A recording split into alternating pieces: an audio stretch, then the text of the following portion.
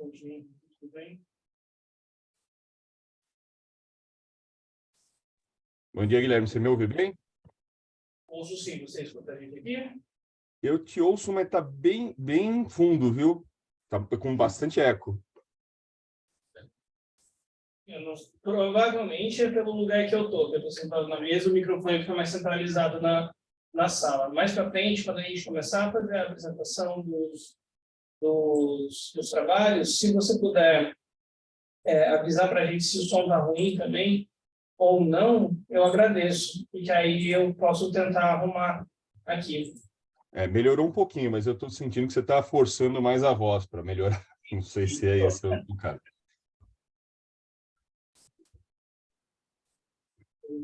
Vou deixar as coisas preparadas aqui, e assim que der às 8h30, a gente pode ir começando. Tá ótimo. Beleza. Eu vou deixar o microfone e o áudio em mudo aqui. Se está tudo certo, vou esperar os outros também. Tudo bem.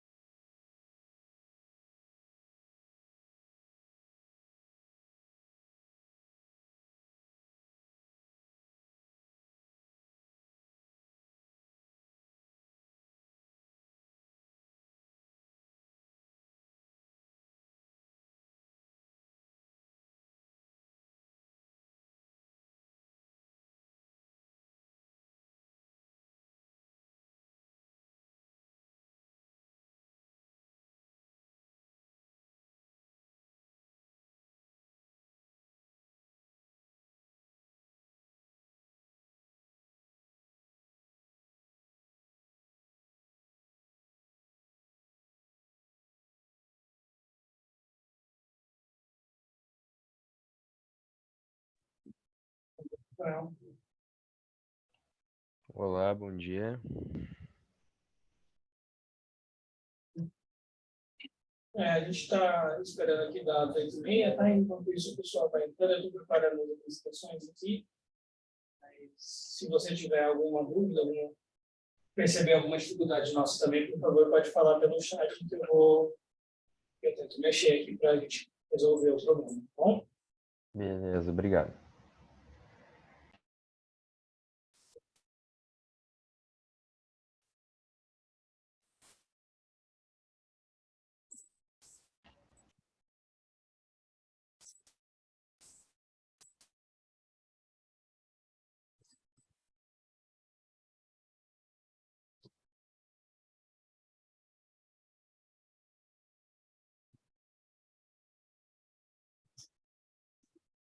Vamos.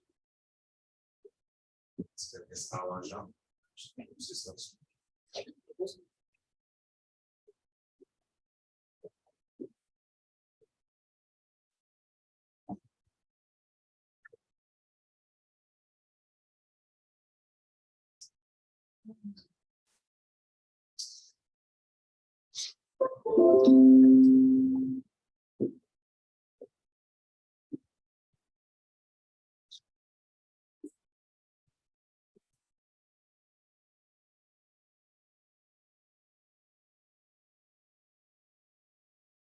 Ah, esse daqui é o. Esse cantado é o seu. Ah, tá. Muito bem.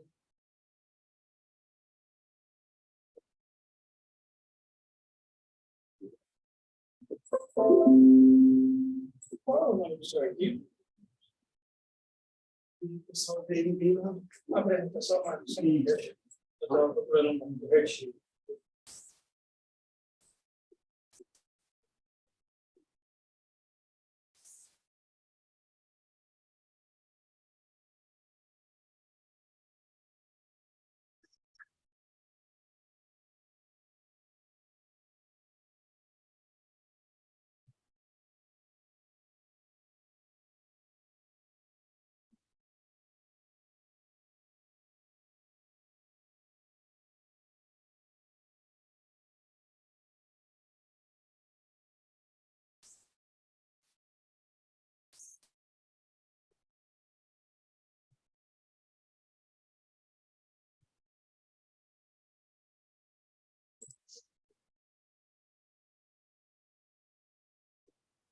Está? Essa está ok? Como é que pode ser isso?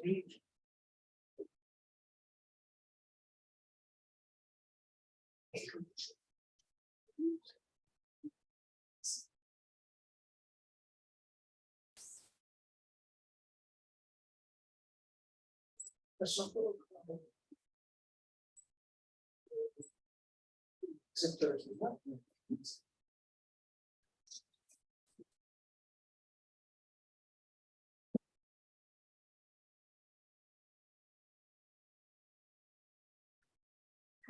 Sim. Ah, isso.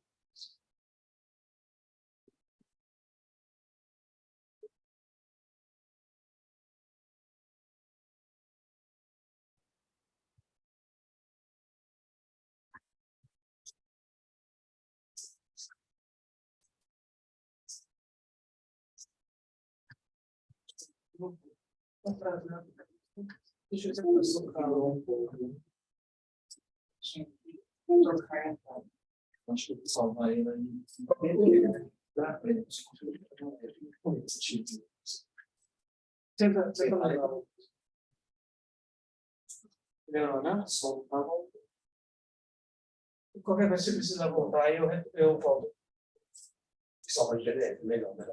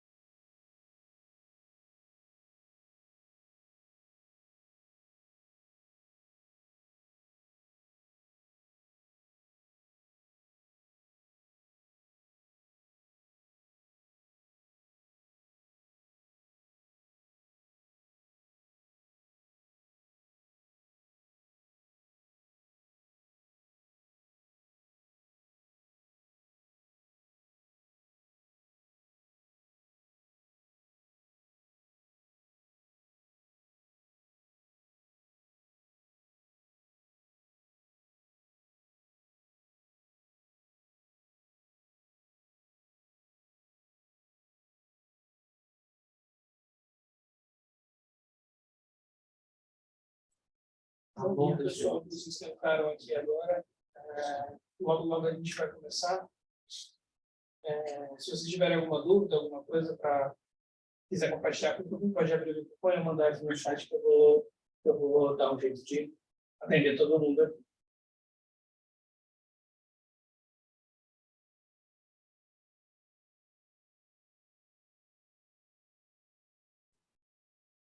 Bom dia a todos e todas. Bom dia. Bom dia. Bom dia. Olá, pessoal, tudo bom?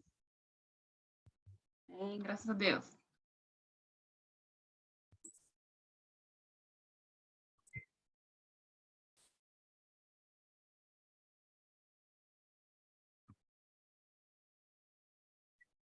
Já está quase lá, logo mais a gente inicia essa discussão aqui, dá uns 5 minutinhos, o outro professor aqui que vai apresentar ele no estado da sala, mas logo a gente começa e segue com as apresentações do padrão, tá bom?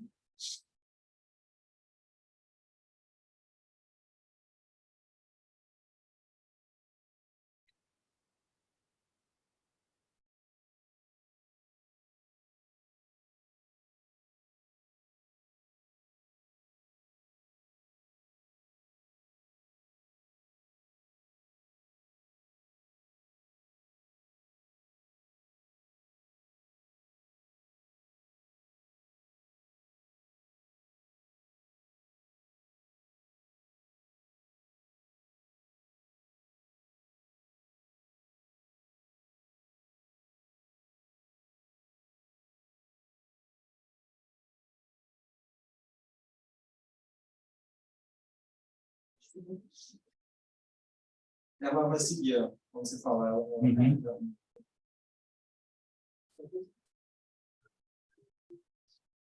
Valeu? Uhum. Oi, pessoal, bom dia, tudo bem? Estamos aqui no SEMEAD, né, na sala de marketing, agora abrindo os nossos trabalhos, né? Nós teremos a apresentação hoje de 4 artigos, né? Nós temos aqui presencialmente 2 colegas que vão, 3, né, comigo, 3 colegas que farão a apresentação, e temos mais o terceiro, o 4º artigo, o colega aqui conosco, né? Estou vendo aqui o Edson e o Henrique, né? Que eu acho que esse é o outro artigo que estão aqui para apresentar. Então, sejam todos bem-vindos, é um prazer receber todos vocês aqui. E os nossos artigos da sessão estão bem interessantes, bem bacanas. Tem muitos deles têm relação, acho que a gente vai ter oportunidade no final de discutir, né, a interdisciplinaridade de cada um, a inter-relação de cada um deles, né? Hoje nós temos 8 minutos para falar de cada artigo, né, seja presencial ou vídeo que vai ser passado, e em seguida vamos fazer a discussão, e no final aí a gente tem uns 20 minutinhos, mais ou menos, para fazer uma discussão geral dos 4 trabalhos, tá bom? Então, prazer estar com vocês, muito obrigado, e o primeiro trabalho, Guilherme...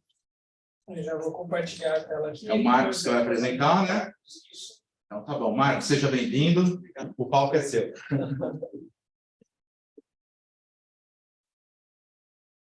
Vocês aqui que estão na sala de Zoom estão vendo a nossa tela já? Está tudo certinho para vocês? Tá bom, eu vou minimizar vocês aqui embaixo, mas aí depois eu olho, tá bom? Pronto? Bem, pessoal, bom dia. Vamos apresentar o artigo Lingerie Adoro. E agora, como escolher fatores que influenciam o comportamento de compra do consumidor. Esse trabalho foi escrito por Renata, Elane, Lini, Laís e eu, Marcos Antônio Cavalcante Oliveira Júnior, como orientador do pai Elane desse trabalho. Tem que dar um clique isso na tela. Então, o Brasil ele é uma referência mundial em design de moda, jeanswear e homewear. Esse setor ele tem apresentado crescimento, né, ao longo dos últimos anos, crescimentos constantes e especificamente lá no estado do Piauí, onde a gente fez o estudo, lá na região de Piripiri, é o maior polo, né, de vestuário lá da região. Então, também tem essa significância para a gente ter feito esse estudo. E esse comportamento de compra que a gente resolveu fazer essa proposta, né, ele é influenciado por diversos fatores, culturais, sociais, pessoais, psicológicos. A literatura ela aponta bastante discussões sobre isso. Ele se justifica principalmente porque há vários estudos, inclusive estudos recentes, eles apontam, né, fatores situacionais que podem influenciar esse comportamento de compra do consumidor, dentre eles preço, qualidade, atendimento, conforto, design, que acabam podendo influenciar esse comportamento de compra. Além disso, outros estudos também explicam esse comportamento de compra do consumidor. Por justificativa também, a ideia é abranger, né, fatores que influenciam o comportamento de compra do consumidor e apresentar dados que identificam e relacionam a influência desses fatores, principalmente naquela região carente ainda de estudos. A gente tem hoje um campus lá na região de Piripiri, um curso de administração e um curso de design de moda. Então, a gente está começando a fazer estudos empíricos para poder fornecer base também, né, para as empresas da região, para poderem ter uma melhor, junto com a ciência, né, com o apoio das instituições, ter uma melhor forma também de ter informações sobre o seu negócio. E auxiliar essas empresas, né, que pode levar o consumidor por esses produtos, né, a consumir esses produtos desse segmento.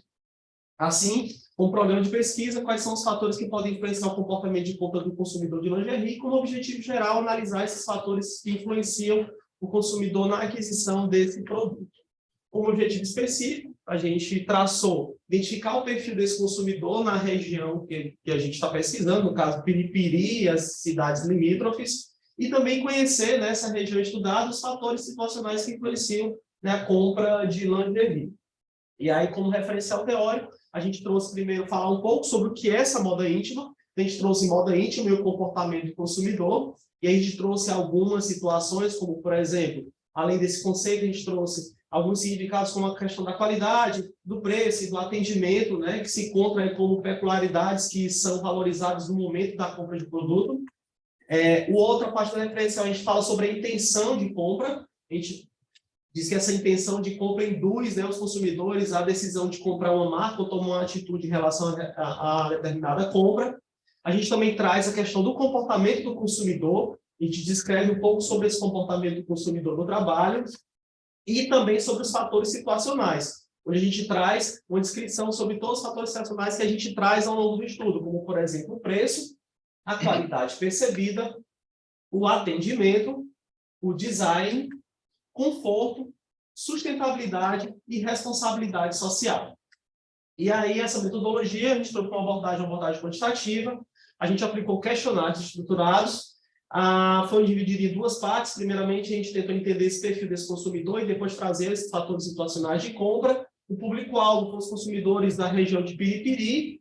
A gente teve uma amostra significante, com 384 participantes, que a gente depois, na verdade, já está trabalhando, né, porque não deu tempo ainda, a gente fez uma análise descritiva através de informações do Excel, estatística básica, porque a Renata ainda não tinha essa expertise toda na parte de trabalhar software, exatamente, mas a gente já está nesse questionário, que dá para a gente trabalhar bem esse questionário daqui para pesquisas futuras, e aí a gente vai trazer um pouco desses dados que a gente conseguiu trazer. Primeiramente, o público predominante é o público feminino, lógico, a gente trabalha com lingerie e tal, e é um público entre 18 e 39 anos, a maioria são pessoas solteiras, até pela idade, são estudantes, a grande maioria, quase 28%, estão cursando o ensino superior, né, em torno de 28%, apesar de estar bem parecido com as pessoas com a escolaridade do ensino médio. A renda é uma renda baixa, menor que o salário mínimo, grande maioria, e eles compram, apesar também de estar bem parecido com o bimestral semestralmente, mas a maioria compra de forma trimestral.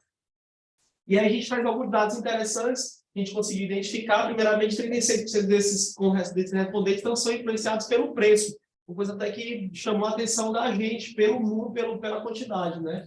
Pelo valor. Mas, e sobre comprar lingerie que duram mais. Mesmo sendo mais caras, eles comprariam o produto. 39% desses respondentes, eles dizem que mesmo sendo mais caro, eles comprariam esses produtos. Além disso, eles não são influenciados por descontos e brindes, e também em relação os valores agregados ao produto, eles não são variáveis com relevância no momento de efetuar a compra. 39 também, 0,4% dos participantes, eles relatam que esse cupom de desconto que é oferecido pelas empresas, ele pode ser uma variável interessante e relevante no momento da compra. E quanto ao parcelamento das compras, 40,6% consideram como um fator que pode influenciar a decisão de compra, acredito também por causa da renda desses respondentes que a gente conseguiu identificar. Sobre a qualidade, a qualidade é um fator situacional que influencia nesse momento da compra, a gente achou como um percentual até significativo, quase 70%. E aí tem outros fatores da qualidade, como, por exemplo, a postura, o acabamento, a durabilidade, também são fatores que podem influenciar. Em relação ao conforto, também é um fator situacional que pode influenciar esse comportamento de compra. Quase 77% também responderam que essa variável ela é relevante, significante. Principalmente a questão do ajuste da peça ao corpo. Em relação ao design, eles consideram, quase 60%, que eles são influenciados pelo design da peça e pelo ajuste da peça na pele, e também pela modelagem. Em relação ao atendimento, também é um fator que é importante no momento de compra de lingerie, e também eles salientam, né, que 71% podem influenciar esse comportamento de compra em relação à comunicação. Gentileza do vendedor também aparece como um fator importante. Meio ambiente e responsabilidade social, eles não se influenciam basicamente por esses dois fatores naquela região estudada. E outros fatores situacionais foram identificados ao longo da pesquisa, do acordo com o questionário também que a gente colocou, como, por exemplo, o uso diário, ele é importante. Eles deixam de comprar uma peça quando ela ainda está em boas condições de uso, 65,2% não compram para se sentir na moda, e assim outros fatores situacionais também.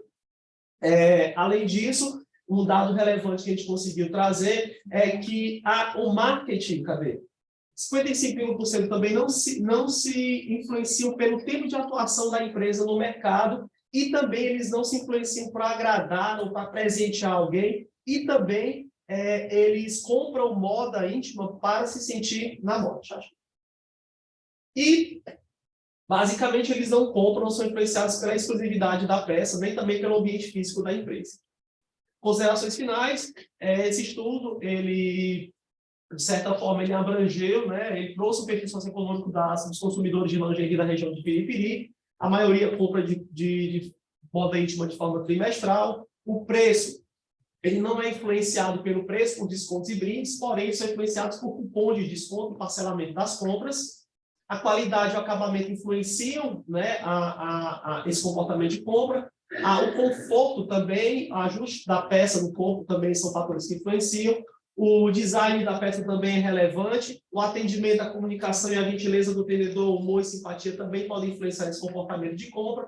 O meio ambiente, eles não levam em consideração a sustentabilidade e eles escolhem essa peça independente do dano que essa empresa pode causar ao meio ambiente. A responsabilidade social também não influencia, e outros fatores situacionais, como a gente relatou ao longo da apresentação, também podem influenciar esse comportamento de compra. São as referências utilizadas nessa apresentação, e muito obrigado, desculpa aí o tempo que eu acho que eu acabei ultrapassando, que era bem descritivo. Não, foi ótimo. Gente, obrigada. A gente passou um pouquinho, a gente agora para fazer o debate, a gente tem 6 minutos e meio, mas não foi tão a mais, pode ficar tranquilo.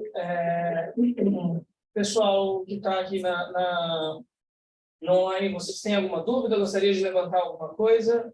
Por favor, fique à vontade. Pode ser tanto pelo abrir o microfone e falar, ou se preferir aqui, pode mandar pelo chat.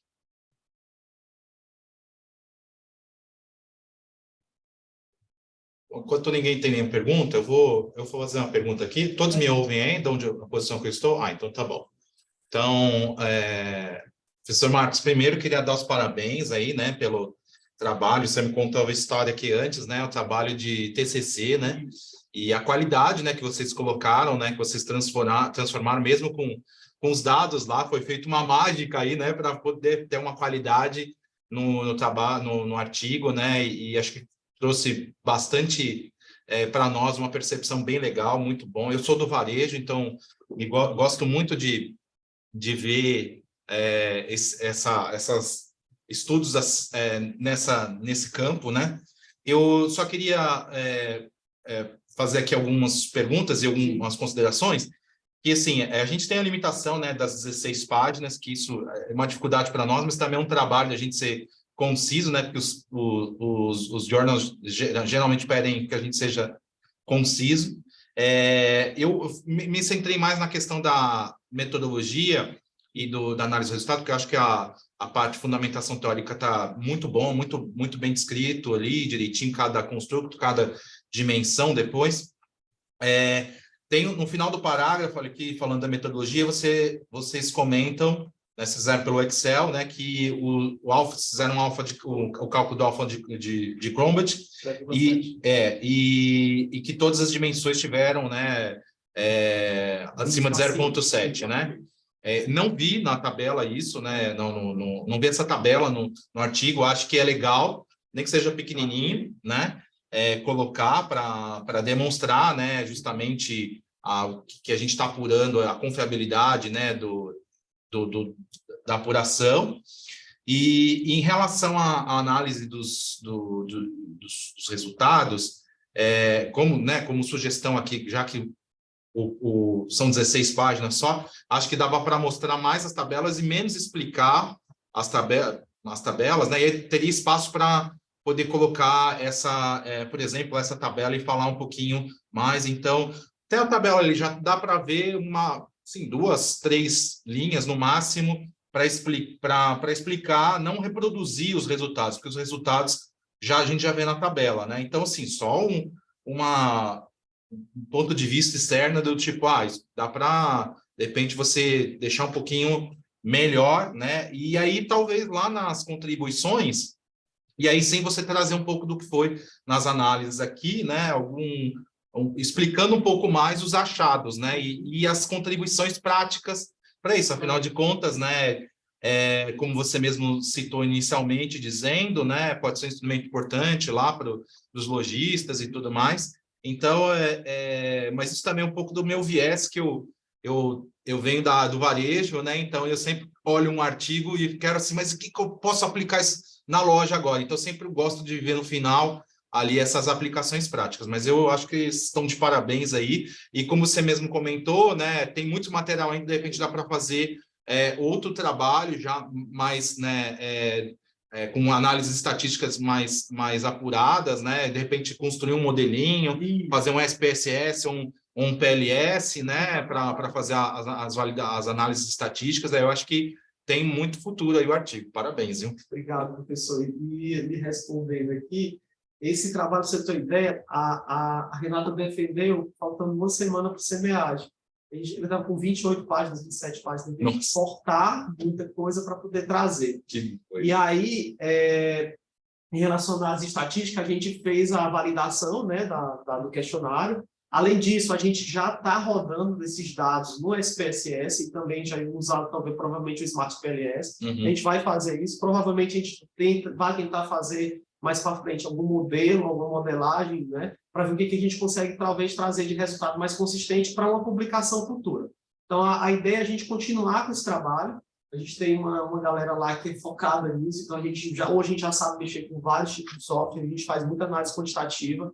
Então, a ideia é realmente a gente pegar esse questionário, já um questionário que a gente teve um trabalho de sair coletando nas cidades e tal, de conseguir quase 400 questionários. Então, a gente vai tratar esses dados e vai fazer com que a gente traga mais informações para o varejo. Porque, só para você ter uma ideia, só na cidade de Piripim a gente tem 30 fábricas, mais ou menos, só de lingerie. Que legal. Só de lingerie. Então, são muitas fábricas, são muitas pessoas que atuam na cidade, né? segmento, é um polo, é o maior polo lá da região. Então, a gente quer trazer mais informações para essas pessoas, para esses empresários e também para o público lá em geral. A gente tem um curso de design de moda lá no nosso campus, a gente tem um curso de bacharelado em administração. Então, a ideia é a gente conseguir trabalhar ainda mais essas informações para trazer para o mercado. Legal. O Edson levantou a mão aqui também. Inclusive, Edson, desculpa, eu acho que você levantou antes do Alberto começar a falar, só que eu não tinha visto a mãozinha no vídeo. Por favor, pode perguntar. Bom dia a todos, todas. Ouvem bem, né? Sim, ouvimos. Sim. Muito bom. Primeiro, também parabéns pelo trabalho, especialmente sabendo agora que é um TCC de graduação, nos deixa ainda mais empolgados, né? Por mostrar a alunos e alunas que desenvolvem projetos de pesquisa bem orientados, muito bem. Eu queria fazer uma pergunta, mas possivelmente deve ser direções para futuras pesquisas. Me ocorre aí até a partir de uma experiência mais individual, menos científica, né? O mercado de lingeries tem uma particularidade com o mercado com os consumidores masculinos, né? Eu vi que você fez também na sua amostra pessoas do sexo masculino, né? É frequente, pelo menos não empiricamente eu verifico isso, né? Não cientificamente. O homem em geral não sabe nome da peça, tamanho, detalhes, obviamente, relacionados a conforto e assim por diante. E deve ser uma parte do mercado relativamente expressiva, né? Porque vai comprar por presente, etc., né? E me ocorre aí de uma oportunidade, né? Já que é um polo desse setor, compreender esse consumidor para desenvolver um mercado ainda maior, né? Porque possivelmente uma parte do mercado que se compreender melhor pode se desenvolver, né? Agora, deve ter muita coisa qualitativa aí, né? Preconceitos, limitações, né? Isso da pessoa entrar na loja e falar, vou comprar uma lingerie, etc. Queria ouvir um pouquinho, né? E entender aí se vocês consideram isso uma direção futura interessante de estudos.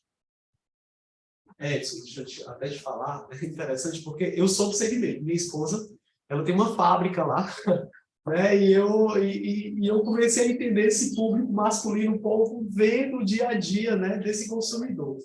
E é impressionante como o volume de produção, por exemplo, de cueca, tanto infantil como adulto, o nível de produção lá, pelo menos da fábrica dele, de algumas fábricas grandes, ele chega a 40% a 60%. Então, assim, o volume de vendas ele é muito grande. E a gente vê muito mais a mulher dentro dessa empresa do que o homem.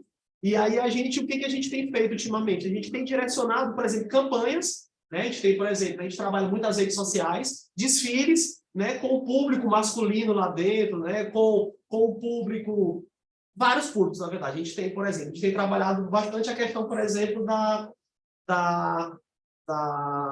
questão do peso, não, meu nome, meu Deus do céu.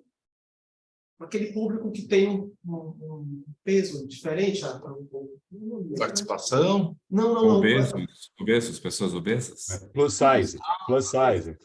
Plus size, pronto. A gente tem hoje pesquisa que tem desenvolvido, por exemplo, com o público plus size lá no nosso grupo de pesquisa. A gente tem pesquisa sendo desenvolvida, por exemplo, com homens também, né? Como o professor Edson colocou, Mas a gente tem várias pesquisas sendo feitas nessa temática, exatamente por ser um polo lá, e a gente quer entender como é esse comportamento. Além disso, a gente tem trabalhado, por exemplo, a questão dos digitais influencers lá. Eu fiz um trabalho agora de TCC também, onde a gente trabalhou, por exemplo, os digitais influencers voltados para esse mercado de moda. Inclusive, a gente foi publicado agora numa revista B3, saiu uma publicação que também foi do TCC do semestre anterior. Então, a gente tem algumas pesquisas sendo desenvolvidas para a gente entender realmente esse mercado lá na região, que é um mercado importante, e o público masculino, sim, ele tem uma grande fatia desse mercado. 40% do que minha mulher vende é basicamente para o público masculino, que exatamente são cuecas, tanto masculino, adulto, como infantil. Então, é um segmento importante, ele tem uma fatia, né, desse faturamento importante e relevante para essas empresas, e a gente não pode deixar de analisar isso. Bacana, hein? Obrigado. Henrique e Rafael, eu vi que vocês levantaram a mão, só que a gente passou um pouquinho do tempo aqui. Eu vou pedir para vocês guardarem a sua dúvida para o nosso debate final, lá depois que a gente apresentar o próximo artigo. Eu só queria agradecer a todos, eu queria agradecer as perguntas ao Edson, ao professor, e as contribuições. A gente está aberto a ouvir. Esse momento de debate ele é rico, ele é importante, então eu agradeço demais, tá bom? Legal. Agora a gente vai mostrar o próximo artigo, que é do professor Alberto.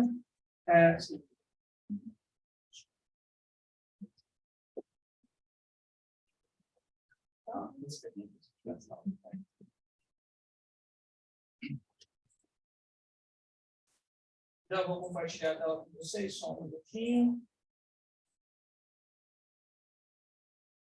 Me avisem, por favor, quando vocês estiverem vendo, tá?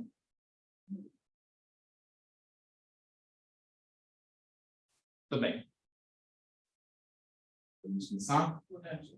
Tá bom. Bom, gente, eu fiz a abertura da sessão e acabei não falando, né, meu nome. Muitos me conhecem, mas muitos não me conhecem, né?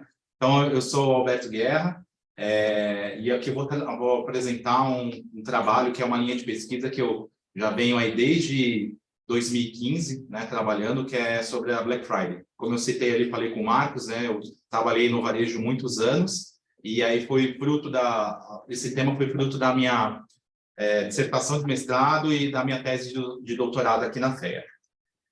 Então, o meu trabalho, né, pergunta, né, se existe, né, a moderação, o efeito de moderação na Black Friday, na propensão a comprar em promoção, né? Foi assim que a gente traduziu o deal pronouns, que é um construto como propensão a comprar em promoção. Então, aqui, assim, basicamente, né, só para falar um pouquinho do contexto da Black Friday, né, e das ações promocionais. As ações promocionais, elas são feitas para alavancar a venda, né, até o professor Marx falou sobre o atributo preço, né, que isso faz diferença, né, e a gente tem vários estudos falando, né, que a diminuição do preço ocasiona ali no consumidor a vontade, um impulso, né, para fazer compra. E a Black Friday, ela tem uma característica específica, né, que foi estudada aí por esses autores seminais sobre Black Friday, que é a Bell e os colegas, e a Peters e a Thomas, que são duas mulheres também, que identificaram ali 4 pilares fundamentais, né, mas principalmente a questão do ritual de consumo, né? Então, a Black Friday como um fenômeno ali de ritual de consumo.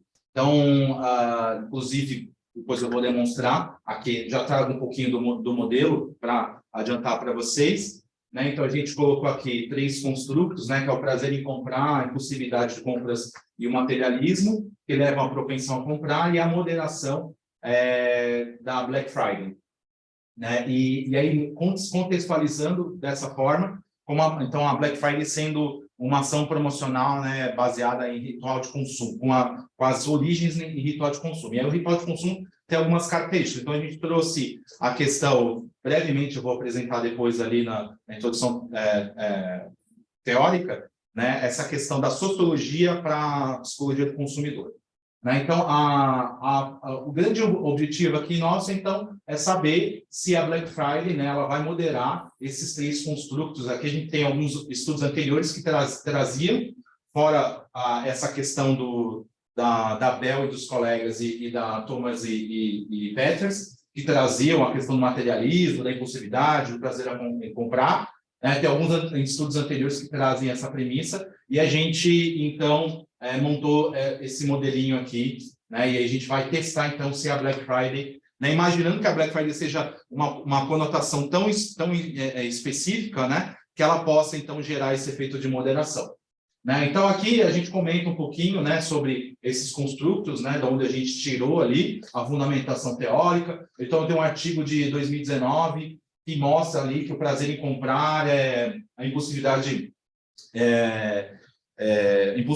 o materialismo, né, parecem ali, dão algumas pistas, né, de que afetam a forma das pessoas comprarem na Black Friday. Na verdade, afetam que a gente chama Holiday Shopping Season, né, que é as compras de final de ano, entre a Black Friday e o Natal. Né? Então, aqui tem um pouquinho da justificativa, né? E aí tem um trabalho aqui de um professor brasileiro aqui, que é o Santini, que ele fez um modelo e que trazia a impulsividade e a percepção hedônica, que na Black Friday, que a gente caracterizou aqui pelo o prazer em comprar, né?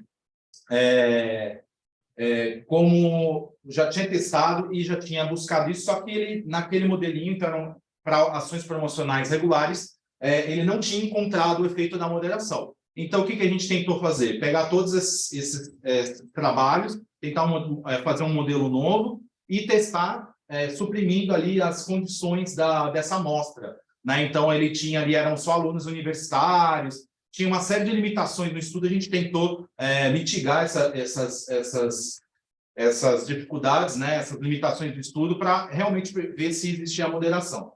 Aí a gente então trouxe essas 7 hipóteses, né? As 3 relacionadas com a propensão a comprar e 4 em relação, aliás, a própria relação direta da Black Friday com a propensão a comprar e 3 hipóteses de moderação. Então, a gente fez um instrumento, são 300 e poucas questões, mas a gente teve 177 questões válidas, porque a gente fez uma premissa de que só iríamos usar um outro trabalho que a gente apresentou, que a gente descobriu que as pessoas têm hábito de comprar, se elas, na Black Friday, adquiriram o hábito de comprar, se elas fizeram compra pelo menos nos últimos 2 anos. Então, a gente só considerou aqueles que responderam que tinham feito. Porque aqueles que tinham feito esporadicamente, a gente entendeu que não seriam válidos, né? E aí a gente fez, então, aplicou a modelagem de equações estruturais e usou o PLS3 ali para fazer as validações. Usamos uma escala Likert de 1 a 6, sem a posição neutra. Então, uma coisa que a gente aprendeu aqui na FE com o professor Mazon, que a posição neutra, muitas vezes, é um refúgio do respondente. E aí ele não coloca nem se ele concorda, nem se ele discorda. Então, é melhor ele concordar de forma fraca ou discordar de forma fraca do que aí não tem posicionamento e isso melhora nas análises. Aqui, assim, eu vou passar bem rapidamente as questões, por causa do tempo, as validações estatísticas, mas a gente conseguiu todas as validações estatísticas, então, confiabilidade, validade convergente, né, alfa de Crombat, assim por diante, né, todas aí validadas, né. Então, eu não vou entrar no detalhe aqui em virtude do tempo, mas tudo certinho, tudo... Ou seja, a gente mediu o que precisava medir, né? E o modelo que está aqui, né? Ele respondia aquilo que a gente... Os caminhos, eles respondiam aquilo que se esperava, né? E a gente obteve um resultado final de um R² de 0,497, que em estudos de marketing acima de 26% já é considerado alto, então deu quase 50%. Então, esses construtos aqui, de alguma forma, geravam a propensão a comprar. Porém, a gente observou que o materialismo, dentro da escala que a gente utilizou, vou explicar um pouquinho mais para frente isso, não tinha fit, ou seja, não era significante no modelo. Assim como, né, a gente pode ver os resultados da moderação. Então, a pergunta de pesquisa basicamente era se a Black Friday moderava, então, a propensão de comprar, e não. Apesar da Black Friday ser uma ação promocional de impacto, ela não muda a direção, né, dos consumidores. É isso que diz a teoria sobre moderação, ela não muda a direção. Então, está aqui também quando a gente foi fazer o bootstrapping, né, que é a reamostragem, a gente teve o mesmo resultado, tanto para o caminho do materialismo, como para o caminho da moderação, apesar do R² ser bastante significativo, né? Então, nós tivemos 3 hipóteses portadas e 4 que nós não atendemos. Bom, então, para concluir, a gente não foi confirmado, então, né? Então, a gente pergunta, quando a gente faz uma pergunta de pesquisa, a gente quer muitas vezes provar alguma coisa, mas o não provar também é um ganho científico. Na verdade, alguns dizem que é até mais, né? Que tudo evidenciava, todos os artigos anteriores evidenciavam que a Black Friday poderia mudar a direção do consumidor, e ela não modera. Então, ela não modera por si só. Ou seja, a própria impulsividade, o prazer em comprar, por si só, talvez já fosse insuficiente, ou a questão da ação promocional em si, ela já gera esse impulso, que é a questão do preço, que você comentou ali, Marcos, a influência do preço. Então, não importa se é na Black Friday ou se é uma ação de liquidação normal. Talvez, né, o R², né, não seja tão expressivo numa liquidação normal. Na Black Friday, isso sim, porque foi realmente expressivo. Então, essa é uma das coisas que a gente entende, né, que a gente achou que a Black Friday é importante, né? E, por outro lado, a impulsividade e o prazer em comprar, então, eles têm uma relação positiva, e o materialismo não tem uma relação positiva. A gente acha que o materialismo pode não ter, no nosso estudo, a gente usou uma escala específica, tem várias escalas de materialismo, a gente usou uma escala específica, mas poderíamos, né, ter usado, por exemplo, a questão do materialismo como traço de personalidade, né? Então, fazer um outro tipo de metodologia, uma outra escala, talvez o resultado fosse diferente. Então, é isso que a gente coloca aí como sugestão de estudos futuros. O que a gente traz de contribuição? Então, ele avança nos achados, né, da Black Friday e na propensão a comprar nos estudos desses dois temas, né? E mostra que a Black Friday não tem a moderação, porém, ela confirma, né, ratifica aí o que outros estudos já mostravam sobre a impulsividade e o prazer em comprar. Fica essa questão do materialismo aí para um próximo estudo, para verificar se mudando a escala, o que pode ser feito para poder dar o resultado. E, né, como eu disse anteriormente, eu gosto sempre de tentar levar alguma lição para o varejo, né? Eu venho do varejo, eu gosto sempre. Então, assim, primeiro, é confirmar que a Black Friday de fato, uma ação promocional representativa, significativa na ação na temporada de compras, né? No Holiday Shopping Season, e que, se o varejista trabalhar essa questão da impulsividade, ou seja, a atmosfera de loja, a precificação, equipe bem preparada, né? E essa questão que muita gente não se atenta, que é o prazer em realizar uma compra inteligente, né? De fazer uma compra inteligente. A Black Friday não é só preço, é a diversão que você tem, né? De fazer as compras, de encontrar uma pechincha, de comprar um produto que você considera, que você queria comprar e fala, consegui, venci, né? Comprei aquele produto, achei lá, disputei. Então, tem muito com isso, que em 8 minutos não dá para a gente explorar aqui, mas se quiserem perguntar nos próximos 6, 7 minutos que a gente tem, né? Então, são duas questões, né, que podem ficar claras, principalmente a questão do prazer em comprar, que é uma coisa que fica evidente que o varejista pode trabalhar melhor isso na sua atmosfera de loja.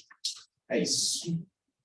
Obrigado. Na verdade, a gente tem 4 minutos para passar para conversar aqui. Eu estourei um pouco o tempo. Pessoal que está online, se vocês tiverem alguma dúvida, eu vi que a Camila e o Henrique já levantaram a mão aqui também. Então, por favor, para mim na ordem está a Camila, e como eu estava vendo o vídeo, eu não estava vendo quem levantou primeiro. Então, eu vou dar a palavra primeiro para a Camila, tá? Por favor.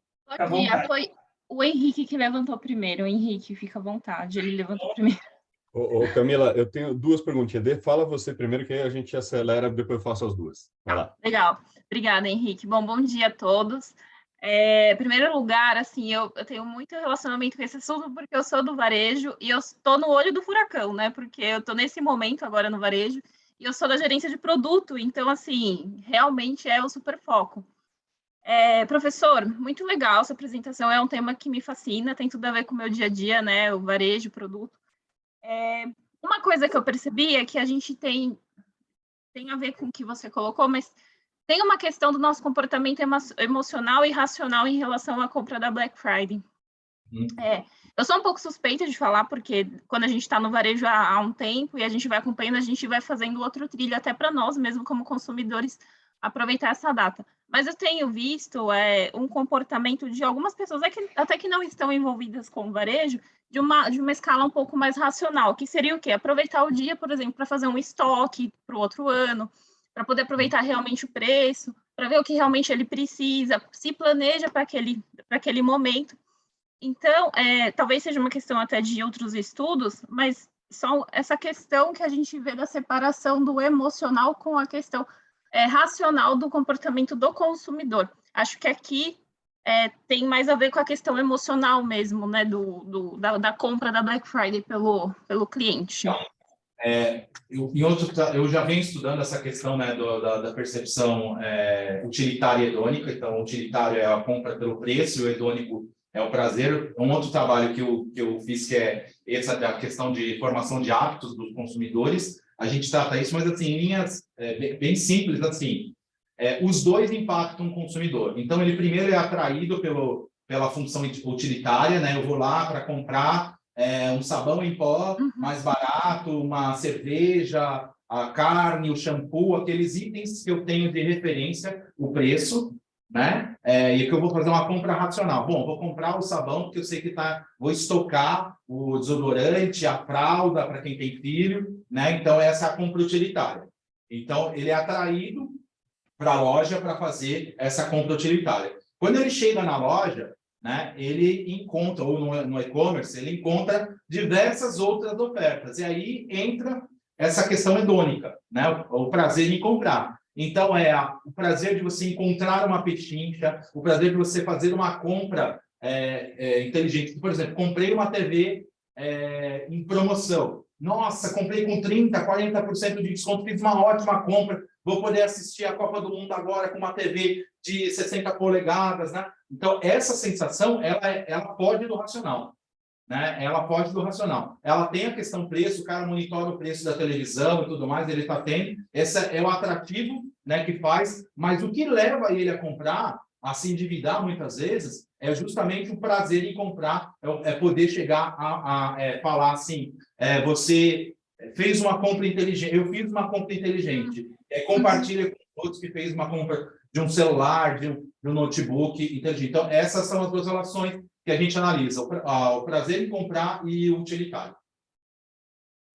Legal, obrigada. Mas a gente conversa mais depois sobre isso. Sim, dá para ficar horas falando, né, de Black Friday. Henrique, Vamos lá. você tem 25 segundinhos aí, eu acho que a gente pode passar um pouco para... Não, eu vou fazer... Legal, Guilherme. Deixa eu fazer duas perguntas hiper rápidas aqui para o Guerra, né? Eu conheço o trabalho do Guerra lá desde o clave de, sei lá, Pois é, né? Ele foi apresentar o trabalho dele lá. Né? E a Black Friday está no trabalho dele faz tempo. E, Guerra, uma coisa que eu sempre tive curiosidade em saber, né, do teu trabalho, é como que você faz a coleta? Porque a percepção do consumidor durante o evento, durante o season, né, durante a Black Friday, pode ser uma, e se você fizer isso em laboratório, projetando a Black Friday, a resposta pode ser diferente. Então, essa é a primeira pergunta. E a segunda, rapidinho, só para emendar junto também, o assunto a referência que você trouxe do Amazon sobre a escala neutra no Likert. Essa é uma discussão que eu tenho com o Edson, já rendeu alguns vinhos, talvez eu perca alguns vinhos no resultado dessa discussão, né, Edson? Eu queria saber qual que é exatamente essa referência, se você puder me passar, eu agradeço. Tá. Agora eu não me lembro de cabeça qual que é a referência, né? Mas ele comenta com a gente, né, justamente isso, de que tem essas duas linhas, né, da escala Likert, e eu já fiz outras vezes com escala neutra, né? Então, assim, eu vou fazer um trabalho, para falar a verdade para você, eu não cheguei a comparar assim os resultados, né? Até com os trucos iguais que tem ali, por exemplo, percepção endônica eu fiz uma outra modelagem de equações estruturais com respostas de neutras, sabe? Com Likert. Mas eu confesso que eu não cheguei a olhar para ver a diferença, e eu, de cabeça agora, não me recordo a referência, a defesa, né, disso, mas me recordo muito de ele falar isso. Gente, utilize em escala, tirem escala neutra, porque o respondente pode, ele foge da pergunta ali, a tendência, ele não sabe muito bem, ele vai para o zero. Então, é legal você ter um 1 ou menos 1, que aí a gente tem alguma tendência ali dessa resposta. E sobre a coleta de dados, eu tenho feito as coletas de dados, geralmente, depois da Black Friday. Então, assim, aquela survey, né, com um link muito, muito fácil de proliferar esse link, né, para muita gente. Tem essa pesquisa, acho que teve 21 estados que tiveram respostas, então foi bastante. E geralmente eu faço depois da Black Friday. Então, é aquela percepção ali, né? O cliente acabou de fazer a compra, então ele tem a percepção imediata. Esse estudo específico eu fiz em junho de 2021, se eu não me engano. 2021. Entre junho e julho de 2021. Então, foi a primeira vez também que eu fiz, que era uma expectativa. Eu acho que é legal esse ponto que você traz, porque são momentos diferentes, né? E as respostas, com certeza, elas são diferentes, né? Na expectativa, 3, 4, 5 meses antes, e o pós a resposta. Então, até vale aí, de repente, né, numa próxima pesquisa, pegar esses construtos, né? Ver a questão do materialismo e tal, fazer até pós a Black Friday de novo, para ver se dá diferença. Obrigado, Henrique. Valeu aí, cara. Obrigado pela pergunta. Obrigado, gente. Acho que finalizou, né? Finalizou, deixa mais para o final, né? Isso. Se tiver alguma coisa. Vai ter um tempinho no final e também tem a sala de network depois que a gente terminar a sessão aqui. Vou passar para o próximo trabalho, que seria o trabalho do Rafael e do Elielto, Diversidade e Propaganda, vocês vão fazer com vídeo, né? Eu vou começar a compartilhar a tela aqui, é igual das duas últimas vezes, vocês que estão em casa, se puderem me avisar que está tudo certo, ou se vocês estão com algum problema, por favor, me avisa. Mas as últimas vezes foi tudo tranquilo, eu acredito que agora também vai ser.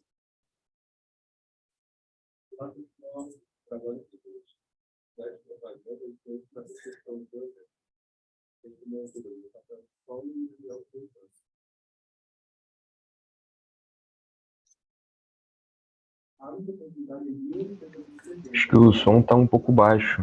Não sei se tem como aumentar um pouco. Eu Eu consigo acho que ver também. o próximo vídeo, só um minuto. Vamos ver se esse melhora. Mas tem mercados diferentes. A Amstel Brasil se posiciona de forma favorável às pautas sobre diversidade. Dá um pause um pouquinho. Eu acho que tem que ver compartilhar o som do computador. Porque aqui está pegando o som daqui, que está vindo aqui. Isso é, com certeza é isso mesmo, Gá. É. Isso. Nem todos os consumidores Melhorou? acreditam de fato nessas mensagens transmitidas nas propagandas, ou seja, não acredita de fato no apoio da marca em relação a determinada pauta. A partir desses pressupostos, esse estudo parte da seguinte pergunta de pesquisa: Muito difícil entender. posicionamento da marca a favor de causas de diversidade, por exemplo. Só um minutinho. Tá? Se você tem alguma outra utilização aqui, já está direto para os nossos volumes estão no máximo. Só um minuto.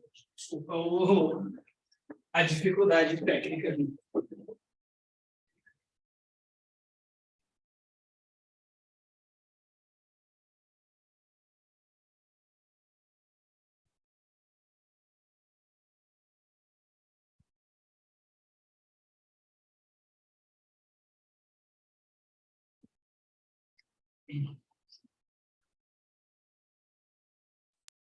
Por exemplo, a LGBTQIAP+.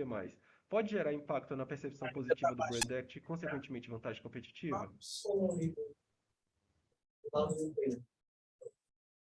Uma das premissas básicas do Brand Act é que o poder de uma marca se encontra nas mentes de seus consumidores. Ocorreu, ele compartilhou com o som, resolveu. Mas, de qualquer forma, o pessoal também tem acesso aos vídeos, que poderiam acessar. O pessoal que está Eu vou voltar. Tá baixo ou vocês estão sem som nenhum? Bem baixinho, e até a visão também, né? A definição também está um pouco ruim. Como título, Diversidade e Propaganda, Influência na Percepção do Brand Act. Tem como autores o Rafael de Paula e o Elielton dos Santos. A Amstel foi fundada em 1870 e é uma das 7 maiores marcas de cerveja do mundo, a qual está disponível em mais de 100 mercados diferentes. A Amstel Brasil se posiciona de forma favorável às pautas sobre diversidade. Todavia, nem todos os consumidores acreditam de fato nessas mensagens transmitidas nas propagandas, ou seja, não acredita de fato no apoio da marca em relação a determinada pauta. A partir desses pressupostos, esse estudo parte da seguinte pergunta de pesquisa: o posicionamento da marca a favor de causas de diversidade, por exemplo, a LGBTQIAP+, pode gerar impacto na percepção positiva do Brand Act e, consequentemente, vantagem competitiva? Uma das premissas básicas do Brand Act é que o poder de uma marca se encontra nas mentes de seus consumidores, né? E no que eles experienciam e aprendem sobre a marca ao longo do tempo. Então, a gente pode pensar o Brand Act como valor adicional atribuído a um produto nos pensamentos, palavras, ações dos consumidores. No século XXI, a diversidade de pessoas, produtos e imagens é muito crucial nos resultados da propaganda dos seus anunciantes, né? Além disso, contribui com uma sociedade mais representativa e inclusiva. A partir disso, né, o fato das propagandas serem uma forma de comunicação social, foi elaborado a primeira hipótese desse trabalho. Aderir à diversidade versus não aderir aumenta versus diminui a percepção de Brand Act. Um outro ponto que também foi considerado é que o consumidor pode ser cético, né, quanto à verdade literal das alegações dos anúncios, né, compreendendo que o ceticismo pode influenciar a forma como o consumidor recebe a mensagem passada pelo anunciante, foi elaborada a segunda hipótese desse trabalho, que seria consumidores com elevado grau de ceticismo na propaganda versus baixo grau de ceticismo têm menor percepção do efeito da diversidade na percepção do Brand Act. Agora vamos abordar a metodologia que a gente usou para conduzir esse trabalho.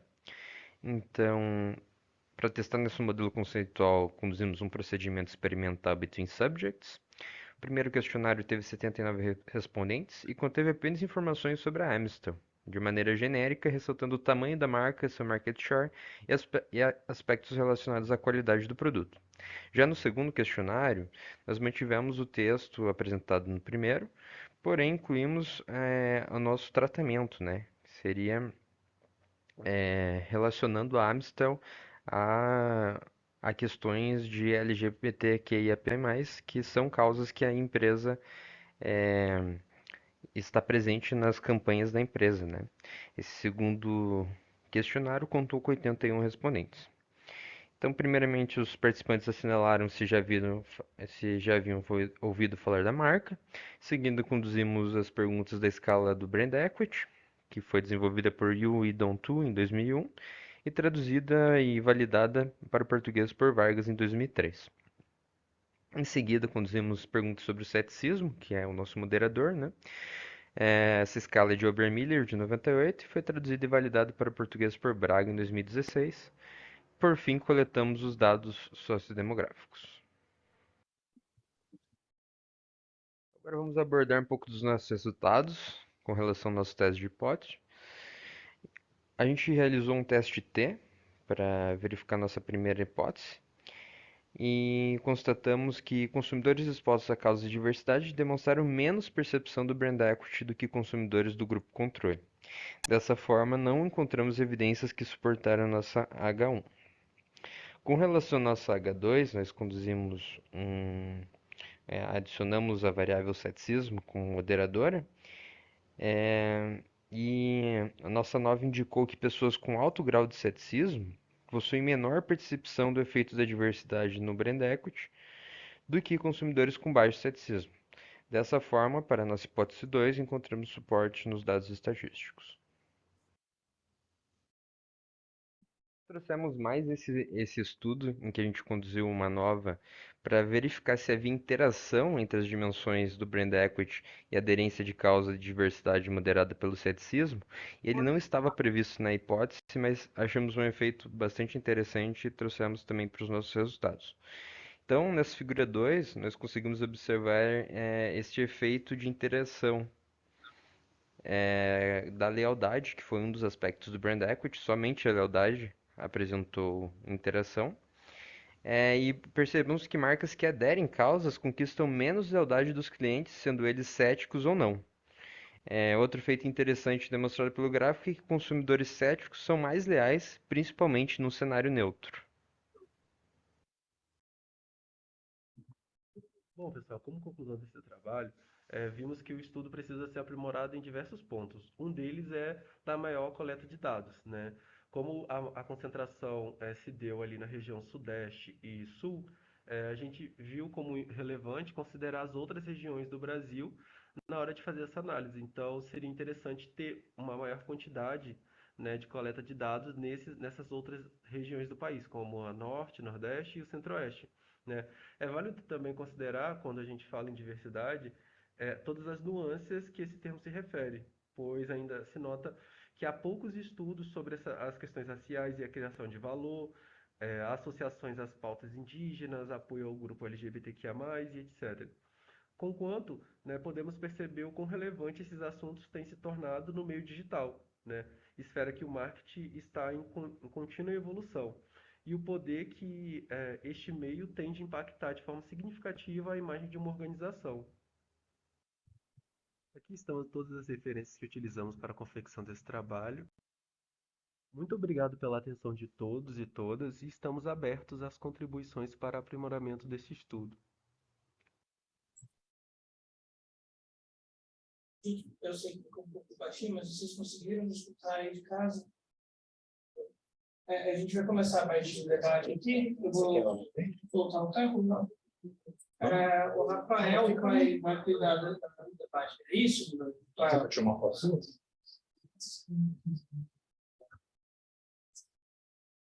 Bom, se vocês quiserem começar, já pode ficar à vontade, por favor. Alguém tem alguma pergunta, alguma coisa? O Elielton está aqui presente com a gente também.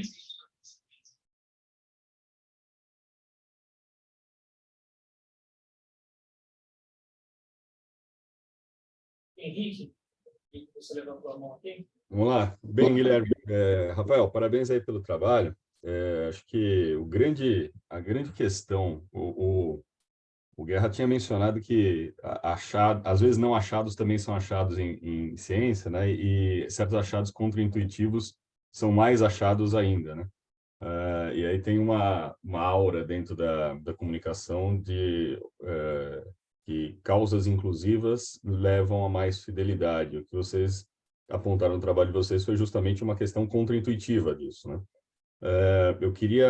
O trabalho de vocês ele foi feito com experimento. Eu queria que você contasse um pouco aí os bastidores aí de como vocês fizeram esse experimento, porque isso é uma possível explicação para esse efeito contraintuitivo. Conta um pouquinho aí como foi o processo. Certo. Bom, me ouvem bem? Bom, esse trabalho surgiu, né, de duas ideias minhas do Elielton. Primeiramente, eu tinha uma hipótese inicial que a gente iria analisar as emoções na propaganda e o efeito no brand equity. Daí, em vez da gente analisar a questão mais emocional, a gente foi para esse campo mais da diversidade, né? Então a gente realizou a gente achou que seria um efeito muito simples, nós só analisar a diversidade e o efeito no brand equity. Então, com alguma conversa com alguns professores, a gente achou que seria interessante botar o ceticismo no meio para ver, né, qual que esse efeito daria no efeito principal, né, como moderador. Mas basicamente na criação, e a gente teve esse cuidado de só puxando o gancho aqui do ceticismo para colocar o ceticismo no final da escala, porque senão ele enviesaria as pessoas a responderem a primeira resposta do brand equity com o viés do ceticismo, né? Daria aquela primeira, esse efeito seria enviesado. Mas é que a gente fez esses questionários estruturados através das escalas, né? Já consolidadas, né? Escalas que já tinham sido validadas para o português, então a gente não teve esse trabalho de tradução e tudo mais, validação com especialistas. A gente fez dois, então, experimentos, um controle e outro com a questão do tratamento. Eu fiquei responsável por disseminar um dos questionários, o Elielton o outro, né? Ele é do Rio de Janeiro, mas fez faculdade em Minas Gerais. Então, o grupo dele foi mais essa região centro-oeste, né? Eu, como sou aqui de Santa Catarina, Curitiba, espalhei aqui mais nessa região, né? Então, isso também é uma limitação da nossa pesquisa, né? Que pode ter enviesado um pouco os dados. Ele ficou com o questionário que tinha o tratamento, o questionário que tinha o controle. E basicamente a gente então foi espalhando esses questionários de forma online até a gente chegar na quantidade significativa que a gente precisava ali de 30 por item, né, para conseguir ter dados significativos para conduzir ali as análises estatísticas no SPSS. Foi basicamente assim. Legal. Acho que uma sugestão é complementar, até tem um trabalho do Zé Mauro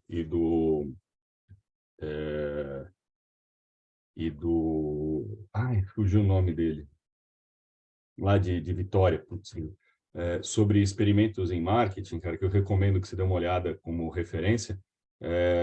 Justamente como conduzir experimentos de marketing, uma das preocupações deles é justamente a randomização, né? Uma possível viés aí da pesquisa de vocês é justamente o fato de que vocês selecionaram a priori o grupo que iria responder o com e sem estímulo, né? Então, dá uma olhada no trabalho deles e toma um cuidado aí sobre isso. Essa randomização talvez seja um motivo para esse resultado contraintuitivo, tá? Beleza, obrigado pela dica.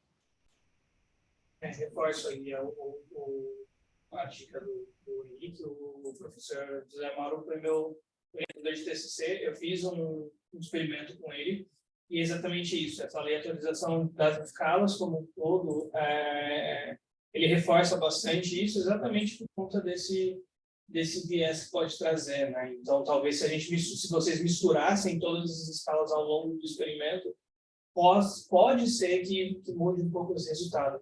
Eu também já dou a palavra para vocês, porque estou entrando aqui, mas eu também estou vendo marketing de causa, não estou vendo uma causa específica, como vocês trouxeram, mas eu também estou levantando marketing de causa e realmente os efeitos foram um pouco diferentes do que o que vocês levantaram aqui. Então, é uma coisa bem interessante da gente testar, de vocês testarem, né, depois mudando esse esquema das perguntas e aumentando a abrangência. No caso, quando você fala de mudar as perguntas estavam organizadas. Elas se alteravam a ordem. Tinha colocado assim. A mesma ordem que quando eu entrava para responder, quando você entrava para responder, não eram as mesmas ordens de questões. O Rafael tinha levantado Agora, aqui. acho que o que ele quis dizer foi em relação ao público que respondeu. Porque quando eu fui disseminar, a maior parte do meu público é a parte de onde eu vim. Minas Gerais, Rio de Janeiro e algumas pessoas de São Paulo. O público deles se concentrava um pouco mais na região sul do país. Então, a maior diferença que a gente tem, que talvez tenha influenciado bastante nos nossos resultados, sejam que foram duas regiões diferentes. A gente não tem as mesmas pessoas da região sul do país respondendo os dois. A gente tem pessoas de regiões diferentes. E a gente vê as diferenças culturais significativas entre a região sudeste e a região sul do país. Sim, então desculpa, eu tinha entendido que vocês tinham seguido uma ordem, porque você falou que o ceticismo veio depois do Brain Jacket, tá? E isso na ordem do questionário, só para a gente não ter esse viés. Então, mas elas foram randomizadas, as perguntas também. Desculpa, então, pelo ponto. Gente, mais alguém tem alguma outra dúvida? Eu gostaria de levantar alguma coisa? Eu só coloquei no chat aqui, Guilherme, as referências do Zé Mauro e do MOL para pesquisa em experimento de marketing. Tá? Legal. Beleza, obrigado.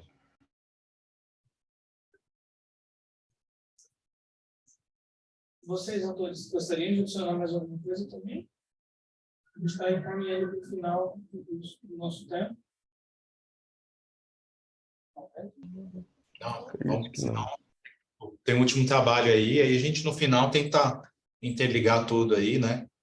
Senão não dá tempo do pessoal do Henrique e do Edson apresentarem agora. Beleza. Então, gente, eu vou passar se tudo bem para vocês. A gente tinha aqui mais 10 segundos. Eu vou passar para o próximo trabalho.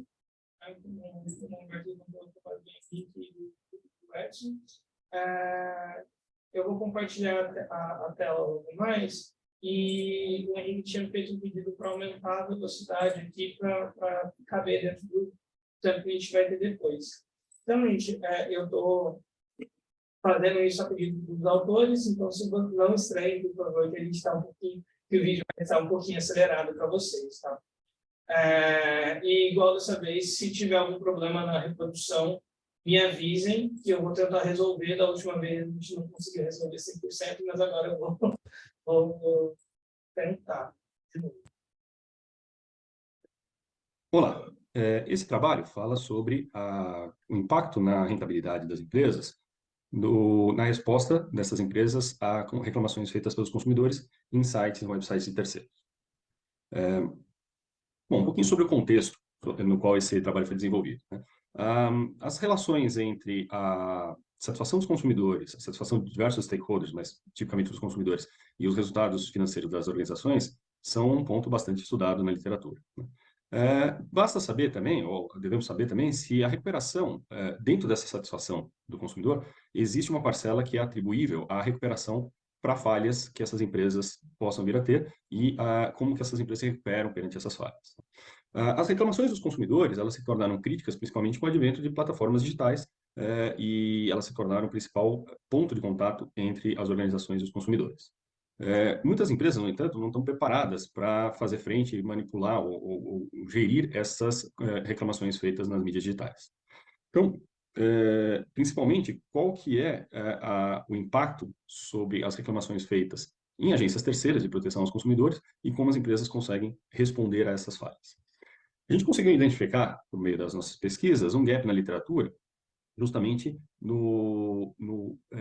quanto a contestação, a recuperação de uma falha feita em sites de terceiros poderia ser uma forma de justificar e gerenciar a manipulação desses processos de reclamações por parte dos consumidores, né? E se essa influência, esse impacto sobre dessa reclamação de falha, dessa recuperação de falha dos consumidores em reclamações, ele impacta no curto prazo, no médio e no longo prazo, dentro do resultado financeiro das organizações. Então, nosso objetivo principal é analisar como que essa manipulação das falhas, a resposta às reclamações dos consumidores em sites de terceiro, impacta na rentabilidade das companhias, especificamente qual que são os índices, quais são as métricas adotadas nesses sites de terceiros que poderiam auxiliar na resposta a essas reclamações dos consumidores. O nosso trabalho, ele segue um modelo teórico que começa justamente, né, o disparador desse modelo teórico, o fato gerador, digamos assim, dessa reclamação seria uma percepção de falha na entrega de valor, né? Então, quando o conceito por trás disso seria justamente quando o consumidor percebe ou obtém um desempenho menor daquilo que ele esperava durante a relação entre a empresa e o consumidor, né? Então, esta falha na entrega do valor vai gerar uma insatisfação do consumidor, consequentemente, uma intenção dele de reclamar, de fazer uma reclamação. Ele vai procurar um site de terceiro para fazer essa reclamação, e a partir dessa reclamação feita, a empresa terá a oportunidade, nessa segunda interação com o consumidor, de se recuperar da falha ou atender o consumidor de outra forma, como, por exemplo, reembolsá-lo pelo trabalho executado, né? Mas a relação que nós estamos procurando, então, é entre a falha na entrega do valor e a variação de resultados decorrentes justamente dessa recuperação de falha. O nosso trabalho está localizado justamente entre a recuperação da falha e o valor observado. A gente identificou na literatura um conjunto de possíveis KPIs que poderiam ser utilizados para conceitos-chave que poderiam ser utilizados para trazer essa noção do que é rentabilidade, e a gente utilizou durante o nosso trabalho o ROA, né?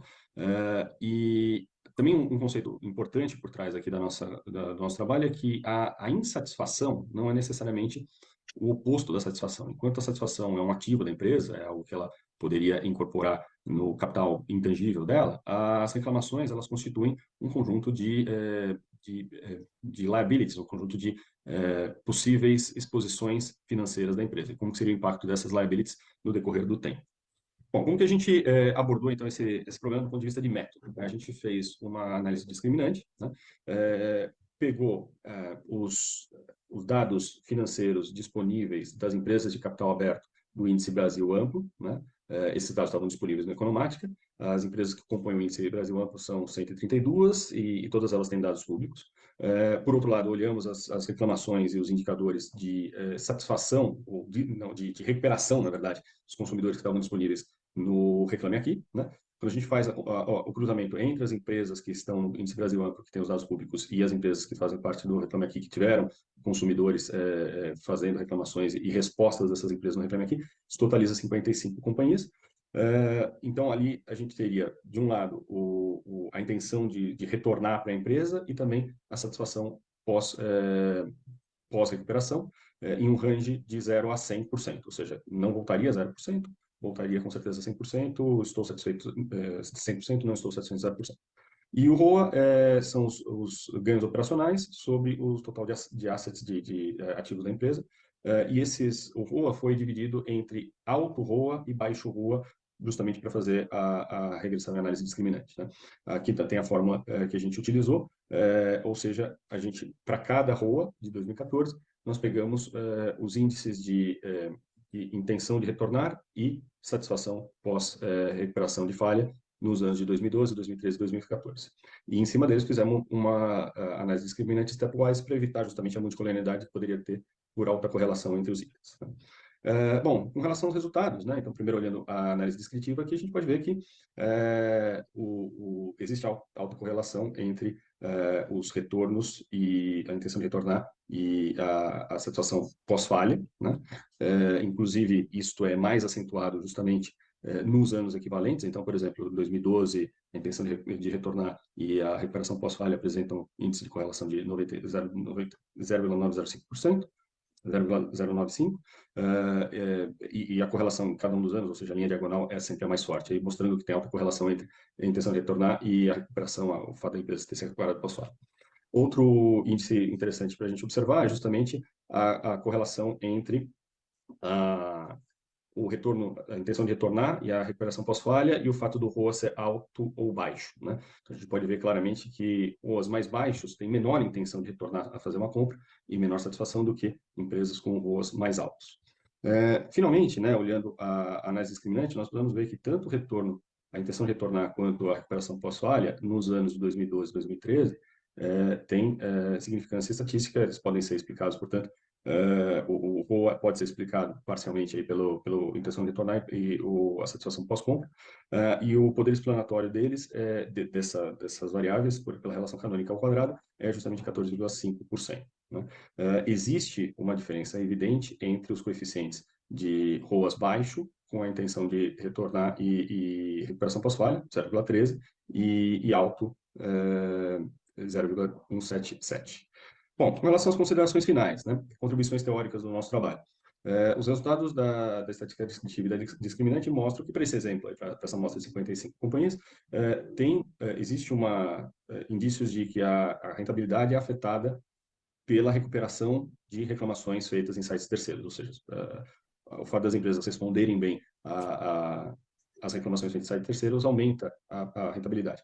Isso acontece, né, o indicador que melhor descreve essa relação entre confiabilidade, entre rentabilidade e resposta às reclamações em terceiros é justamente a intenção de retornar a fazer negócio com essa empresa de 3 anos antes, ou seja, a gente olhou o retorno, a intenção de retornar em 2012 é a que melhor tem aderência à rentabilidade de 2014, ou seja, tem um gap ali de cerca de 3 anos entre a recuperação da falha e a rentabilidade da organização. Bom, contribuições para o praticante, né, principalmente de ações de marketing, a importância de responder adequadamente às reclamações dos consumidores e como isso impacta no desempenho financeiro das organizações, e esse impacto ele se dá no médio e longo prazo. Limitações dos nossos estudos, né? Primeiro, a gente trabalhou só com empresas públicas, há de se ver qual que é o impacto disso para empresas menores, cuja relação entre os prestadores de serviço e os proprietários da empresa e os consumidores é muito mais próxima, talvez não necessite a agência de um terceiro, né? A gente olhou só para empresas que têm históricos de reclamação, nós não estamos falando necessariamente de empresas que têm excelência, né?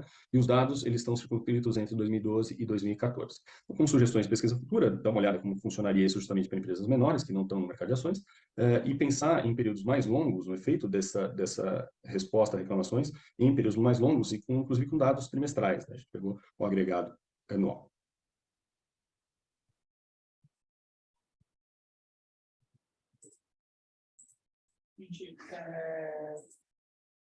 Finalizamos a apresentação aqui. Mesmo adiantando, passou um pouquinho do tempo, a gente tem 6 minutos e meio para esse debate, mas lembrando que a gente já está também no final, então a gente pode entrar e estender no debate geral, trazendo inclusive perguntas dos outros artigos, tá bom? Alguém, tanto no chat quanto aqui, tem alguma questão, alguma dúvida sobre esse artigo? Sim? Eu tenho, Guilherme. Por favor. O Henrique, Edson, parabéns. Não sei se o Edson está ainda aí, tá sim. Parabéns aí, né? Acho que um trabalho muito bem feito, né? Bem fechadinho, né? Fundamentação teórica super validada ali, os dados, né? Economática, onde vocês puxaram, Reclame Aqui, que é um site com bastante credibilidade, né? E eu acho que o modelo também, as apurações, tudo bem amarrado, né? Certamente aí um trabalho com potencial de publicação altíssimo, né? Vindo de vocês dois, aí nem dá para esperar nada diferente, né? Pelo nível que vocês são aí, né? De produção, né? Então, parabéns aí. É chovendo molhado para vocês isso. Mas, de qualquer forma, parabéns. O que eu queria dizer, perguntar para vocês, por exemplo, a gente tem algumas empresas que não respondem, né, o Reclame Aqui, que tem, em tese, uma rentabilidade alta, né, um valor de ações alta. Não são empresas brasileiras negociadas na nossa bolsa, mas, por exemplo, a gente tem a Apple, se você olhar ali, não existe uma resposta da Apple, né, no Reclame Aqui, né? Não quer dizer que não faça, eles não têm o serviço de atendimento deles, né? Mas eles não consideram o Reclame Aqui, né? Ou esses terceirizados, né? Com uma fonte de captação de tratamento de reclamação, de queixa ou qualquer coisa do gênero, né? E eu acho que, eu não sei agora, mas a Adidas também não tinha, né? Esse tratamento, você olhava lá, tinha uma série de reclamações, nunca, nenhuma respondida. A Apple nenhuma, a Adidas eu não me recordo se tinha algumas, depois eles abandonaram, né? Eu queria saber, não dentro do estudo, que vocês não consideraram isso, né? Tá bem claro o escopo, né? Mas partindo dessa experiência que vocês têm, do tempo que vocês dedicaram a estudo desse trabalho, como é que vocês avaliam essa relação dessas empresas que não cuidam, né, dos terceirizados aí, das reclamações terceirizadas, que só olham para os seus canais, mas que, em tese, têm uma rentabilidade alta? Boa, Guerra. Acho que essa é uma boa consideração, né? O trabalho, nesse sentido, ele está fechado. Assim, a comparação é dentre as empresas que estão e as empresas que respondem, aquelas que respondem bem têm um resultado melhor do que as que não respondem bem. Então, acho que você pontuou muito claro, você viu que essa pontuação está bem clara no trabalho. Está bem fechado isso. Ele está fora, isso está fora do escopo. Mas eu acho que mesmo assim a gente tem uma consideração, um aprendizado por parte disso, né? Responder bem faz bem, né? É óbvio que pode ser que você não reconheça aquele canal como um canal de interlocução com o seu consumidor, porque também vamos combinar, né, bicho? Se a gente for tentar responder para o nosso consumidor em qualquer lugar, uma empresa grande acaba ficando maluca, né? E uma empresa de atuação global, tal qual a Apple, a Adidas, talvez tenha dificuldade de acompanhar as diferentes agências possíveis de comunicação com o consumidor nos países, em qualquer lugar que ela atende, né? Então, acho que aí tem uma questão de política, né, da empresa. Óbvio que eu não tenho como comparar a capacidade de resposta da Apple dentro do próprio canal dela, porque aí eu fico com informações fechadas, né? Mas a satisfação do consumidor com relação à resposta de falha deve ter o mesmo efeito também neste outro canal. Eu não tenho isso aberto, mas a relação me parece que pode ser transposta também para as outras empresas. E aí eu acho que uma questão muito válida aqui para o nosso fórum, né, é a nossa disponibilidade de acesso, né?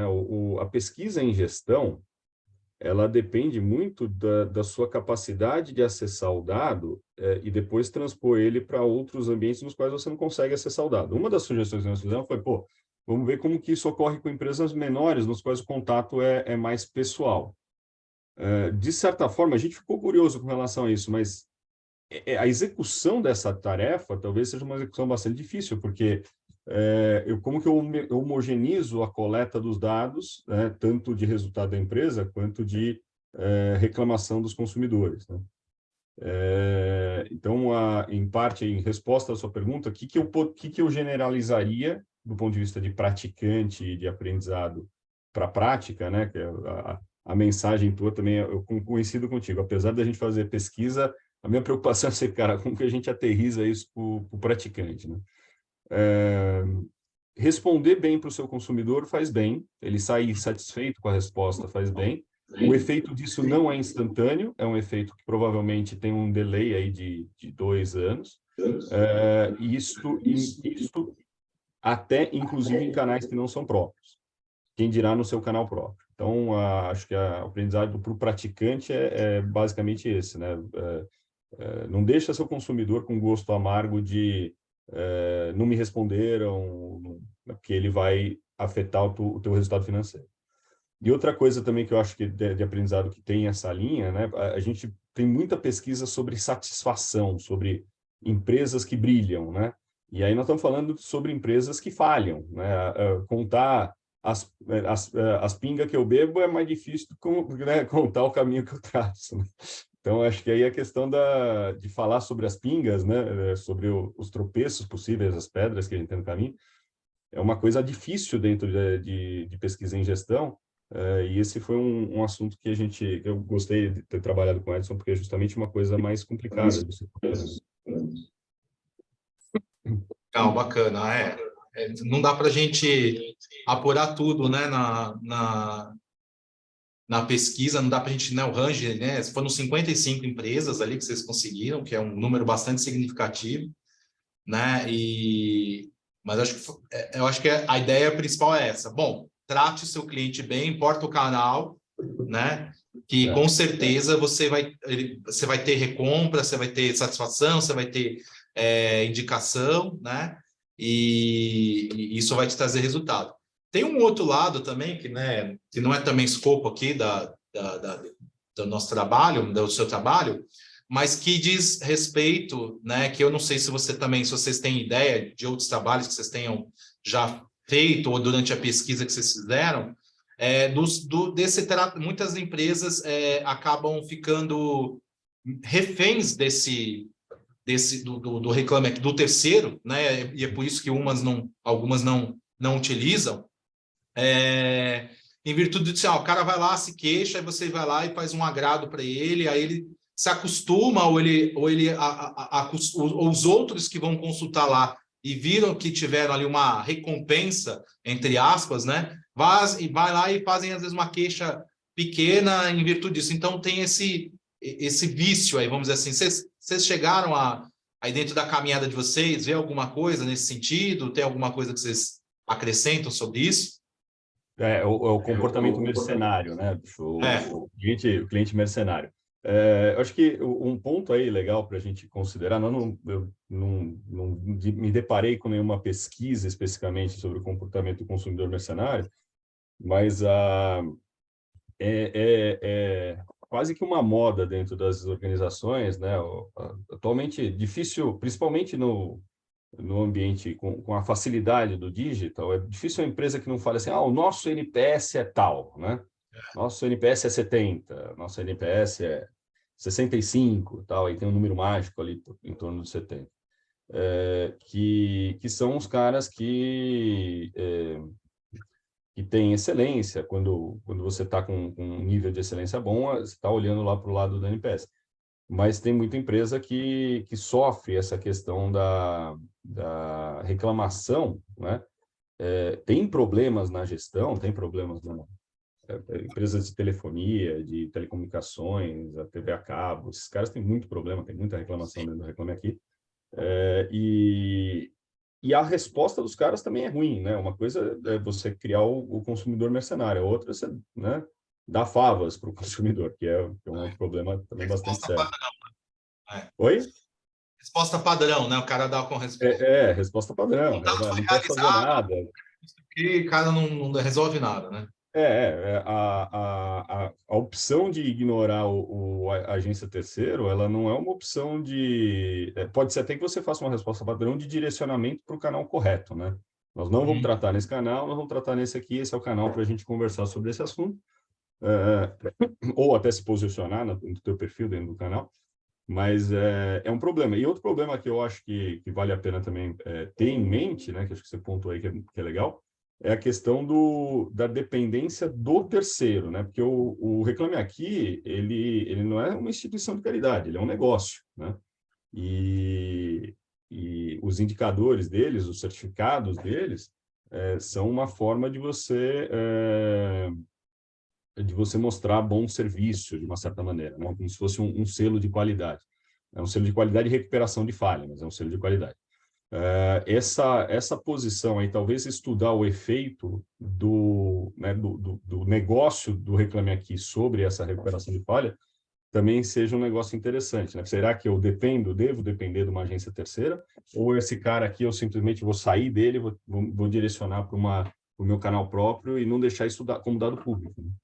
E aí pode ser uma comparação. O consumidor, eu algumas vezes como consumidor, né? Agora você comentando, eu me pego nisso aí, às vezes como consumidor, se eu não conheço uma empresa, eu vou pensar em comprar alguma coisa dele, às vezes eu dou uma pesquisada no Reclame Aqui se ele não tem reclamações, né? Então você acaba refém, a empresa acaba refém do canal ali de reclamação. Exato. Legal. E só adicionando que a gente já entrou aqui no período também de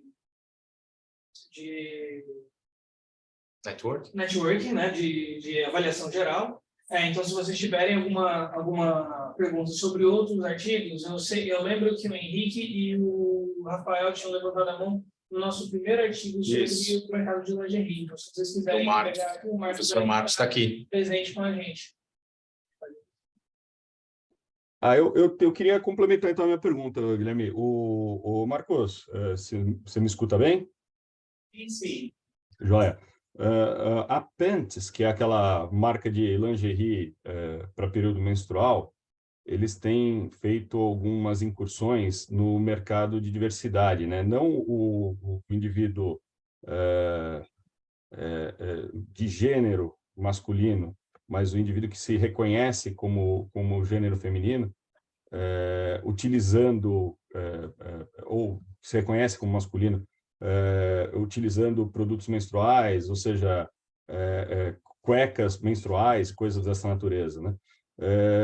Vocês chegaram a ver esse tipo de abordagem, ou seja, a diferença da perspectiva de quais são os critérios de tomar decisão para diferentes grupos, né? Homens, mulheres, grupos de diversidade. Como que você vê isso se encaixando no trabalho de vocês?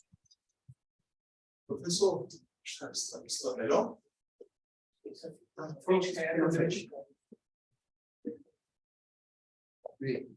Pronto? Professor, a gente tem discutido com o nosso grupo de pesquisa no NEON, né, alguns estudos sobre diversidade, mas ainda a gente não tem ainda resultados, né, e feitos ainda em nosso grupo. Mas essa questão da diversidade ela já está na pauta, até porque as fábricas elas também estão, né, mudando a sua forma de produzir, de pensar, né, já que algumas fábricas atendem todo o Brasil, né, então a gente tem fábricas lá que atendem o Nordeste, atendem principalmente o Piauí, o Ceará, o Maranhão e o Pará, né, mas tem fábricas que atendem a região do Sudeste, a região Centro-Oeste. Então, as fábricas também elas estão tentando se adaptar. E a gente também tem aberto um canal de comunicação direto com a Associação dos Produtores, né, de Piripiri e região. Então, nessas conversas que a gente tem tido com a associação, né, eles também têm demandado essa questão de entender um pouco a pauta da diversidade, né, principalmente nesse segmento, né, que é um segmento que ele, antigamente, era predominantemente do público feminino, mas hoje, né, a gente percebe, somente empiricamente ali no campo, que a gente tem outros vieses já aparecendo. Então, a gente está discutindo isso no nosso grupo de pesquisa, sim. Bom, se tiver respondido. Quer trazer a pergunta aqui? Opa, vou fazer uma perguntinha bem simples, na verdade, com relação à metodologia. Eu vi que foi feito um questionário estruturado, né? Mas eu queria entender um pouquinho melhor se partiu de alguma literatura, como que foi feito esse questionário. Pronto. Esse questionário, cada fator lá que a gente identificou na literatura, a gente foi buscando, né, das pesquisas que já foram feitas, né, trazer, e a gente foi construindo basicamente do que tinha na literatura. Então, a gente construiu esse questionário baseado no que tinha na literatura sobre cada fator, né, situacional. A gente pegou um fator situacional lá, qualidade, preço, design, e a gente foi construindo esse questionário e depois a gente fez os testes para saber se esse questionário pelo menos tinha validade. E como eu falei, foi uma pesquisa que a gente foi o primeiro trabalho da Renata, né? Foi o primeiro trabalho da Renata e ela é muito dedicada e ela realmente caiu para cima, mesmo trabalhando muito. Ela começa a trabalhar de manhã e sai do trabalho 6h30 e vai direto para a universidade. mesmo assim ela passava a madrugada toda, o final de semana, pesquisando, aquela loucura que a gente sabe como é que é. E a dedicação é incrível, a gente não conseguiu avançar muito na questão realmente de trabalhar a questão do software, na estatística que a gente está conseguindo agora, né? Depois que a gente trouxe outras pessoas para contribuir com o trabalho. Então, a gente construiu esse questionário basicamente, né, em cima da literatura. E a gente validou esse questionário, né, a gente coloca lá no trabalho de forma escrita. Eu acredito que para esse momento ele foi insight de um resultado bem interessante. Tá bom, Rafael? Legal, obrigado. Pessoal, vocês têm mais algum ponto? Eu queria, professor, parabenizar pelo trabalho, né? A gente está agora vendo o furacão do Black Friday. E faltam poucas semanas aí. E eu estava ontem conversando com a amiga minha que é gestora do grupo de cara, né? E é engraçado, não só o varejo, ele tá destacando bastante, porque para eles e também para o segmento de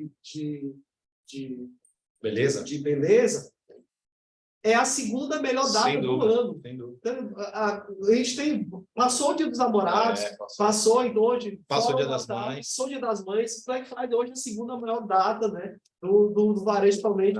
Então, assim, você vê que é uma pesquisa que realmente ele traz... No eletrônico, né, eu vou ficar aqui na frente, porque eu quero me despedir do professor Edson também.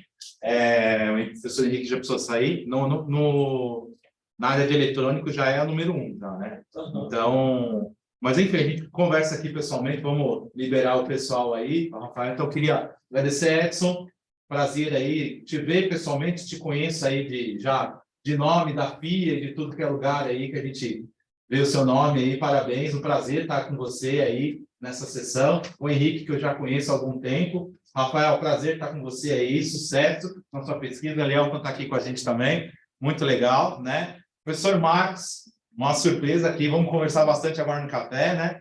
E uma salva de palmas para o nosso amigo Guilherme aqui, que, ó, conduziu muito bem. Parabéns aí, viu, Guilherme? Foi excepcional. A paciência pelos erros. Não, controlou o tempo ali, ficou em cima e botou a gente para fazer, para chegar até o final aqui. Então, né, espero que a gente possa se ver em outros congressos, né?